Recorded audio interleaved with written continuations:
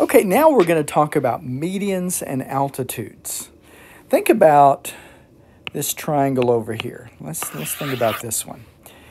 And let's suppose that I want to find the median of this segment down here. In other words, I want to find the median of this segment right here. And let's suppose it's right there. Okay. And I want to go from that median up to this opposite vertex. Let's suppose I did that. And I'm going to call this point A and this point down here D. Okay. This AD is a median. Okay. That's how we make a median. We find the middle point in a segment and then we go to its opposite angle, the vertex. Okay. Now we could do that for each one of these. I could come over here to this side over here and go down here. There's another median. Okay.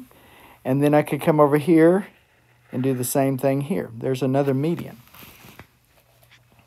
Now, you'll notice that we've got three medians here, and they intersect. They are concurrent, and they have a point of concurrency. And that point of concurrency here is called a centroid.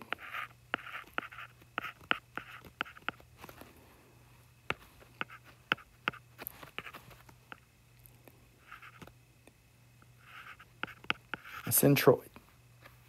So the centroid is what we call the point of concurrency. Now, here's what I want to point out to you.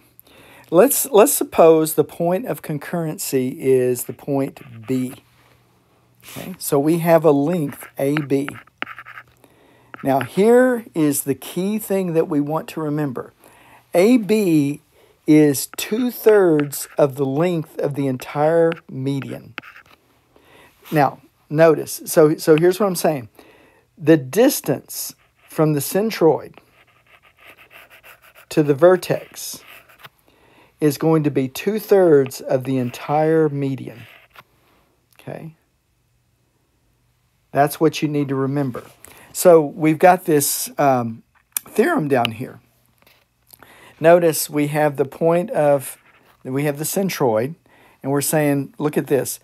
AP, okay, this right here, AP, is 2/3 of AD, this whole thing. It's 2/3. So the blue part is 2/3 of the pink. Okay? And that's for every median. Okay? So let's see how we could put this into practice. Let's suppose that here we have the centroid, and this is 5. PT is equal to 5. Okay, so that's the length. And we want to find, let's say RT. We want to find that whole segment. Well, here's what we know. We know that RT is equal to RP plus PT. Now, PT is 5, so here's what we've got. We've got RT is equal to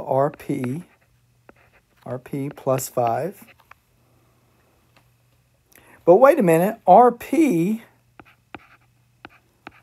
is equal to 2/3 RT. So see, this RT equals RP plus 5, that's a problem. We've got two variables, RT and RP. However, I can replace RP with 2/3 RT. And then solve for RT. Well, let me just subtract 2/3 RT from both sides, and we get 1/3 RT equals 5. See, this over here is 3/3 minus 2/3, that's 1/3. Now multiply by 3, and we get RT is equal to 15. Now, RT is equal to 15. So since RT is equal to 15, and RP is 2/3 RT, we've got that RP is equal to 2/3 of 15, which is 10. Yeah, there we go. 15 divided by 3 is 5 times 2 is 10. Yeah. Okay, so that's the key bit of information we need to hang on to about medians. Now, altitudes. With altitudes, we're talking about this. We're saying we're going to go from a vertex down to make a perpendicular with the opposite side. That's an altitude. Now notice the medians were not necessarily perpendicular. None of these that we drew were perpendicular. However, this one, when we talk about altitudes, it's different from a median. We're not going from the vertex just down to the midpoint of a segment. We're going from the vertex perpendicular to in this case, the opposite side. Now, notice we start at the vertex and we go perpendicular down. So if you look at this one, this vertex, if we go perpendicular down, we're outside the triangle. So here's what we do. We extend this definition of altitude. Going from the vertex down to make a perpendicular, it doesn't have to be inside the triangle. It doesn't have to be on a side of the triangle, but it does need to be on an extension of the side. So see, I extend this side, and then you can see here's the altitude. So in other words, it needs to be perpendicular to a side, but it can be an extension out. So here we have an altitude that's outside the triangle. So on the first situation, we had the altitude inside. Now it's outside. Now think about this right triangle. Let's suppose this is a right triangle, and we want to get the altitude from this vertex down to the opposite side. Well, you can see that altitude is going to be right there on the side of the triangle. So you can see we have these three different cases. Now, if we get altitudes, if we go through and make an altitude for each one of these, okay, so I'm gonna try to draw something here that's kind of a right angle. Let's go up here. It's not gonna be right.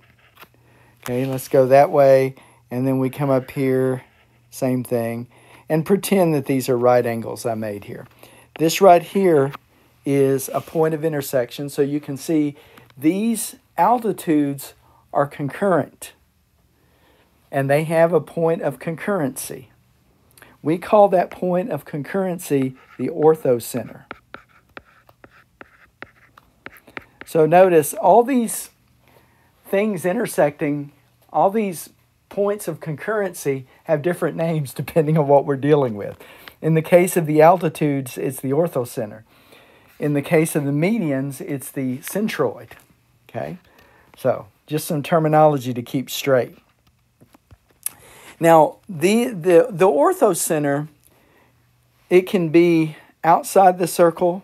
I mean, it can be inside. In the case of this is an acute triangle. This is an obtuse. And if you explored this a little bit, played around with these altitudes, you would find that for this acute triangle, the orthocenter is inside the triangle. For the obtuse triangle, it's outside the triangle. And it happens for this right triangle, it looks like that orthocenter is going to be right there at the right angle. So anyway, we've got a theorem over here. The lines containing the altitudes of a triangle are concurrent. Yeah. If AE, BF, and CD are the altitudes of ABC, then the lines AE, BF, and CD intersect at some point H. And then like we talked about here, they could intersect inside, outside, or at an angle in the triangle.